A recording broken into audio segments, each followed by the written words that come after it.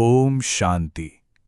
आज हम एक बहुत ही गहरे आध्यात्मिक प्रवचन के सार को समझने की कोशिश करेंगे।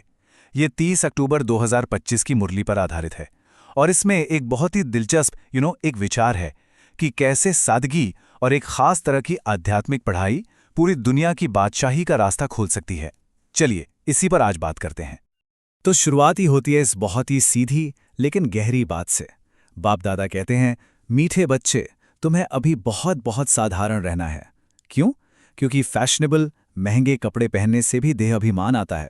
मतलब बाहरी दिखावा हमारी अंदर की यात्रा में एक तरह से एक रुकावट बन सकता है। ये इस पूरी चर्चा का फाउंडेशन है। तो आज की हमारी चर्चा का जो रोड मैप है वो कुछ इस तरह रहेगा। सबसे पहले हम जानेंगे कि ये दिव्य पढ़ाई आखिर है क्या। फिर देखेंगे कि आज की दुनिया को दुख की दुनिया क्यों कहा गया है। इसके बाद हम बात करेंगे याद की शक्ति की, जो इसका समाधान है। फिर हम समझेंगे कि इस सब का परम लक्ष्य, हमारा असली एम, ऑब्जेक्ट क्या है। और आखिर में एक विद्यार्थी के तौर पर इस रास्ते पर चलने का प्रैक्टिकल तरीका क्या है। तो चलिए पहले मुद्दे से शुरू करते हैं। एक दिव्य पढ़ाई, ये आखिर है क्या? इसे समझने के लिए हमें पहले इसकी टीचर और इसकी क्लासरूम को समझना होगा। देखिए, इसे एक स्कूल की तरह पेश किया गया है, पर यह कोई मामूली दुनियावी स्कूल बिल्कुल नहीं है। इसकी सबसे अनोखी बात पता है क्या है? इस क्लासरूम में टीचर खुद ईश्वर हैं, भगवान हैं, और जो स्टूडेंट्स हैं उन्हें कहा गया है ईश्वरीय स्टूडेंट। सोचिए, ये एक ऐसी पढ़ाई है, एक ऐसा ज्ञान है जिससे ये स्टूडेंट्स पहले खुद को बदलते हैं और फिर पूरी दुनिया को बदलने की शक्ति रखते हैं। और यहीं पर एक बहुत जरूरी बात साफ की गई है, एक ऐसा कंफ्यूजन जो अक्सर होता है, शिव और शंकर के बीच का अंतर। यहां बताया गया है कि शिव वो सर्वोच्च सबसे ऊंचे ईश्वर हैं, वही टीचर हैं, ज्ञान के दाता, और शंकर वो एक देवता हैं, शिव से एक अलग हस्ती। अक्सर इन दोनों को एक ही मान लिया जाता है, पर यह ज्ञान इस फर्क को बिल्कुल क्रिस्टल क्लियर कर देता है। अच्छा, तो सवाल उठता है कि इस खास पढ़ाई की जरूरत ही क्यों पड़े। वो इसलिए क्योंकि ये ज्ञान दुनिया की मौजूदा हालत को, हमारे इस युग को एक तरह से डायग्नोज करता है, उसकी पड़ताल करता है, और जो सामने आता है वो है दुख की दुनिया। हाँ, इस ज्ञान में वर्तमान समय को दुख की दुनिया कहा गया है, और इसका कारण भी बताया गया है। वजह है 5 विकारों का प्रभाव: काम, क्रोध, लोभ, मोह और अहंकार। ये 5 बुराइयां हैं जो आज दुनिया पर राज कर रही हैं, और हर तरह की पीड़ा और गिरावट की जड़ यही हैं।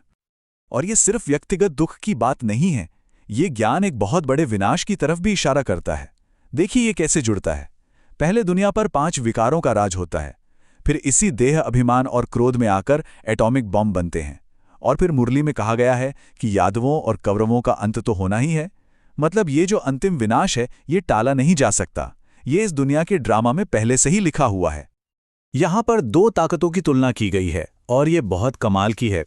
एक तरफ है साइंस का घमंड, जिसे यादवों यानी यूरोपीय वासियों की निशानी बताया गया है। ये घमंड विनाश की तरफ ले जाता है। और दूसरी तरफ साइलेंस का घमंड, ये ईश्वरीय विद्यार्थियों की शक्ति है। ये कोई अहंकार वाला घमंड नहीं, बल्कि अपनी आत्मिक स्थिति, अपनी शांति की शक्ति पर एक निश्चय है, और ये शक्ति विजय की ओर ले जाती है। तो ठीक है, अगर एक तरफ दुख की दुनिया है और विनाश निश्चित है, तो फिर इससे बचने का, इससे ऊपर उठने का रास्ता क्या है? वो आध्यात्मिक नुस्खा क्या है? इसका जवाब है याद की शक्ति में। इस सारी समस्या का जो समाधान है, जो मुख्य आध्यात्मिक प्रैक्टिस है, वो है याद। याद मतलब सिर्फ किसी को मिस करना नहीं। इसका गहरा मतलब है उस एक पिता, उस सर्वोच्च शिक्षक को लगातार याद करना, उनके साथ मन बुद्धि से जुड़े रहना। ये एक ऐसा योगाग्नि है जो आत्मा पर जन्म जन्मांतर के पापों की जो जंग लगी हुई है ना, उससे हटाकर बिल्कुल साफ कर देती है। और ये भी समझना जरूरी है कि ये कोई स्थूल फिजिकल लड़ाई नहीं है। इसके लिए जो हथियार दिए गए हैं वो भी आध्यात्मिक हैं। मुरली में ज्ञान तलवार का रूपक इस्तेमाल होता है। इसका मतलब है कि ईश्वरीय विद्यार्थियों के हथियार कोई बॉम्ब या बंदूक नहीं, बल्कि ज्ञान और याद हैं। लड़ाई बाहर नहीं, अपने ही अंदर के 5 विकारों से है। ठीक है, तो ये पढ़ाई कर ली, याद का अभ्यास भी कर लिया, लेकिन इस सब का आखिर नतीजा क्या होगा? इस पूरी मेहनत का, इस पूरी पढ़ाई का परम लक्ष्य, इसका एम, ऑब्जेक्ट क्या है? ये सिर्फ खुद को थोड़ा बेहतर बनाने तक सीमित नहीं है। इसका लक्ष्य तो बहुत बहुत बड़ा है। इस पढ़ाई का जो अल्टीमेट एम, ऑब्जेक्ट है, वो है लक्ष्मी और नारायण जैसा बनना। यानी एक साधारण मनुष्य से संपूर्ण सर्वगुण संपन्न देवता पद को पाना। यही वो मंजिल है जिसके लिए ये सारी पढ़ाई है। और जो इस लक्ष्य को पा लेते हैं उनके लिए इनाम भी उतने ही बड़े हैं। क्या क्या मिलता है? एक स्वर्गीय राज्य का शासन, ऐसी विशाल कभी ना खत्म होने वाली दौलत, और सबसे बड़ी बात, 21 जन्मों तक दुख का नामो निशान नहीं। सोचिए, एक मनुष्य से सीधे विश्व के मालिक बनने तक का ये सफर है। ये इस पढ़ाई का प्रॉमिस है। चलिए अब बात करते हैं प्रैक्टिकल पहलू की। ये सब ऊंचे लक्ष्य तो हैं, लेकिन इन तक पहुंचने का रोजमर्रा का रास्ता क्या है? ये ज्ञान सिर्फ थ्योरी नहीं है, इसमें रोज के लिए बहुत साफ गाइडेंस और अनुशासन भी बताया गया है। सेल्फ मॉनिटरिंग पर बहुत ज्यादा जोर है। एक तरह से अपना आध्यात्मिक चार्ट मेंटेन करना है। इसमें क्या करना है? हमेशा एक छोटी नोटबुक साथ रखने की सलाह दी जाती है। रोज ये चेक करना है कि पिता की याद में कितना समय गया। अपने दिव्य गुणों के रजिस्टर को देखना है कि उसमें कितनी बढ़ोतरी हुई। और खुद से ये सवाल पूछना है, क्या मैं कोई भी काम करते हुए, चलते फिरते पिता को याद करता हूं?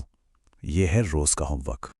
और स्टूडेंट्स के लिए एक और बड़ा दमदार शब्द इस्तेमाल हुआ है, रूहानी मिलिट्री। जैसे एक मिलिट्री कितनी अनुशासित और फोकस्ड होती है, वैसे ही इन स्टूडेंट्स को होना है।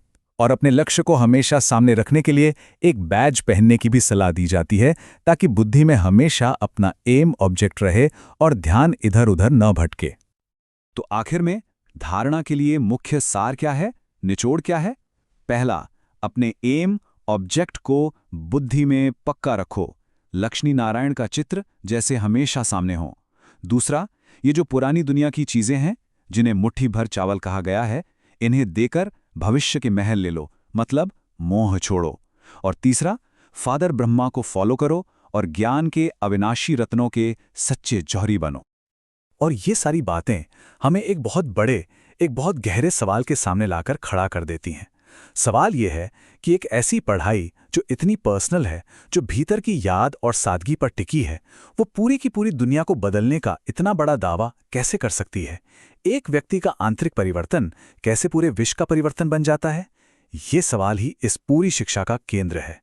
इसी विचार के साथ ओम शांति।